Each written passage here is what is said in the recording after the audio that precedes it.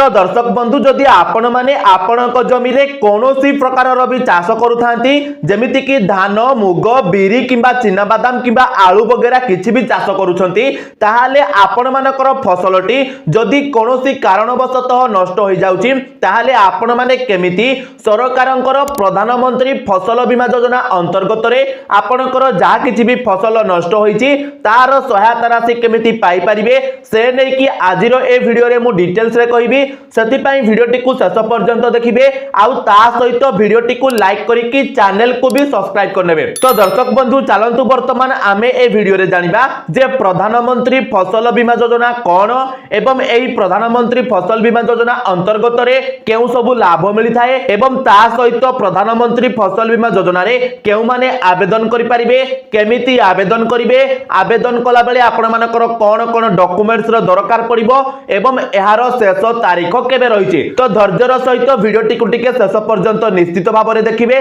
जा द्वारा आपण माने सब किछि डिटेल्स मध्ये जानि परिबे एवं एही योजनार लाभ आपण माने मध्ये उठाई परिबे। तो दर्शक बंधु वर्तमान आपण माने स्क्रीन रे मध्ये देखि पारुथिबे जे आपणक सामने रे वर्तमान मु गोटे पीडीएफ ओपन करिकि रखिछि। तो एही पीडीएफ टा आपण मानकु हम टेलीग्राम चैनल रे मिलि जिवो टेलीग्राम चैनल रो लिंक आपण मानकु ए वीडियो रो डिस्क्रिप्शन रे मिलि जिवो सही लिंक रे क्लिक करिकि आपण माने हम टेलीग्राम चैनल को जॉइन करि नियंतु एवं सेठारु एही पीडीएफ टा को डाउनलोड करि नियंतु एवं ता सहित आपण माने प्रधानमंत्री फसल बीमा योजना अंतर्गत रे जते आवेदन करबा को जाउछंती से समय रे आपण माने को जे एप्लीकेशन टा देबा पई पड़िबो तो सही एप्लीकेशन रो पीडीएफ फॉर्मेट टा मध्ये एही टेलीग्राम चैनल रे आपण माने को मध्ये मिलि जिवो। तो टेलीग्राम चैनल रे निश्चित भाव रे आपण माने जॉइन होई जांतु। तो देखंतु सबुठारु प्रथमे हमर प्रश्नटी रहिछि जे प्रधानमंत्री फसल बीमा योजना कोन। तो देखंतु एही योजनाटी बा प्रधानमंत्री फसल बीमा योजनाटी 2016 मसिया रे केंद्र सरकारक द्वारा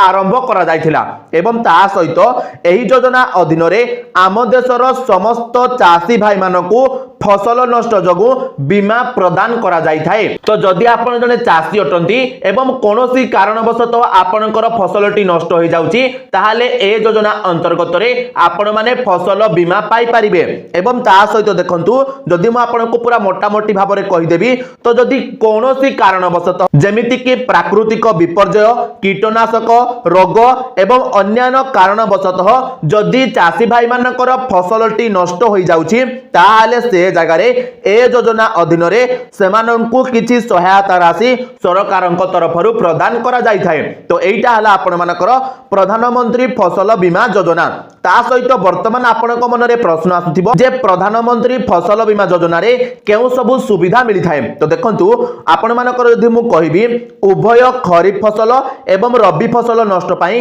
एई योजना अंतर्गत रे हमर चासी भाई मानकु बीमा प्रदान करा जाय थाए। तो जदि मु कहिबी केउ सब फसल तो धान बाजरा मका मुग बिरी चिना बादाम किंबा आलू। तो जदि आपण माने ए भितरु आखु वगैरह भी चाष करूछंती ताहाले मध्ये आपण मानकु फसल नष्ट हेले ए बीमा राशि मिलि जिवो एवं ता सहित वर्तमान देखंतु जदि आपणक पाखरे 2 हेक्टर भितरे जमी रही बा 4.9 एकर भितरे जमी रही ताहाले आपण मानकु केवल 1 टंका पर्यंत बीमा राशि देबाकू पड़िबो। आ जदि आपण मानक पाखरे 5 एकर रु अधिक जमी रही ताहाले आपण मानकु निर्धारित बीमा राशि देबाकू पड़िबो। आपण माने जते बेले अप्लाई करिवे से जगह रे मध्ये आपणकर देखाइ देबो किंतु मन रखिथांतु एइटा आपण मानकर बहुत कम रहिबो जेमिति आपण मानकु कहली केवल टंका टिए लेखाय आपण माने प्रीमियम दे कि आपणक फसल नष्ट होइथिबा बीमा राशि को आपण माने पाई परिबे। तो निहाती भाव रे हमर समस्त चासी भाई मानकु ए योजना रे शामिल हेबा दरकार एवं ए योजनार लाभ मध्ये उठाइबा दरकार। ता सहित देखंतु परवर्ती प्रश्नटी हमर एहा रहिछि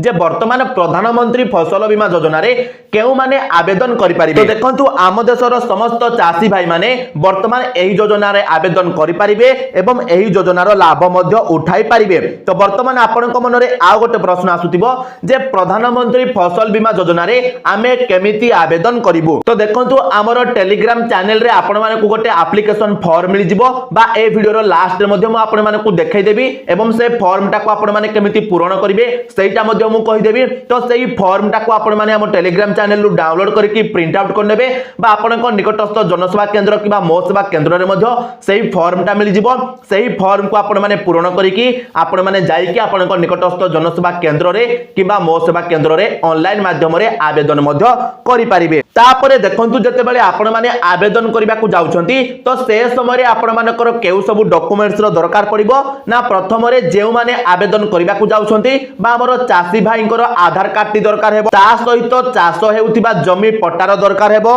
ता सहित जे आवेदन करूथिबो तांकर बैंक पासबुक रो नकल बा जेरॉक्स ता दरकार पड़िबो, ता सहित चासी को मोबाइल नंबर एवं आपण जो बिहन बुणीथिबे तार प्रमाण पत्र एवं ता सहित आपण माने जदी भाग चाष करूथिबे ताहले तार घोषणानामा मध्य दरकार पड़िबो। एवं ता सहित सबठारु मोस्ट इंपोर्टेंट हैला जे वर्तमान जदी आपण माने रबी फसल पंजीकरण करबा को जाउछंती ताहले एहार शेष तारीख डिसेंबर 15 तारीख रहिछि। माने जदी मोटा मोटी भाबरे मु कहि देबी ताहले आपनको हातरे पाखा पाखी आउ 20 दिन रो समय अछि। तो जदि आपण माने मध्य चाहउछंती प्रधानमंत्री फसल बीमा योजना रे आवेदन करबा पई तो आपण मानको मु जे सब डॉक्यूमेंट्स कहली तो सेही सब डॉक्यूमेंट्स को नेकी वर्तमान आपण माने जानतु एवं आपनको जो एप्लीकेशन फॉर्म टा कहली सेही एप्लीकेशन फॉर्म को पूर्ण करी कि आपनको निकटस्थ जनसेवा केंद्र किबा मो सेवा केंद्र रे ऑनलाइन रे मध्य प्रधानमंत्री फसल बीमा योजना रे आवेदन करि नियंतु। एवं ता सहित देखंतु मु जदि आपण मानको कहिबी ताले आपण माने जतेबेले जनसेवा केंद्र को जाउछंती